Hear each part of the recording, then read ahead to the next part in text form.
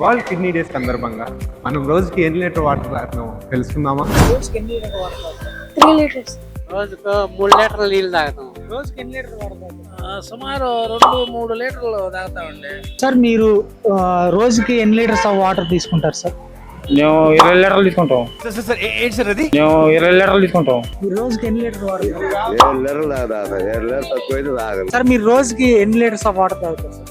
మేము గుర్తుగా తాగితే ఒక 4 లీటర్లు తాగలుగుతున్నాం. 3.5-4 లీటర్స్ దాకా తాగుతుంది. అన్న మీరు రోజుకి ఎన్ని లీటర్స్ ఆఫ్ వాటర్ తీసుకుంటారు? 3 to 4 లీటర్స్ తాగుతాము. అన్న మీరు రోజుకి ఎన్ని లీటర్స్ ఆఫ్ వాటర్ తీసుకుంటారు?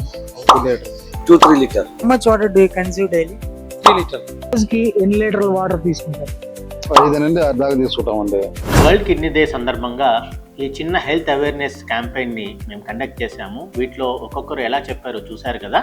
సాధారణంగా దీన్ని మనం చూసుకుంటే ఒక క్లోజ్ ఎన్విరాన్మెంట్లో రొటీన్ వర్క్ చేసుకుంటూ ఉండే వ్యక్తులు మినిమం 3 to 4 లీటర్స్ వాటర్ని ఖచ్చితంగా కన్జ్యూమ్ చేయాలి. అంతకంటే మనం తక్కువ కన్జ్యూమ్ చేస్తే బాడీకి సరిపోదు.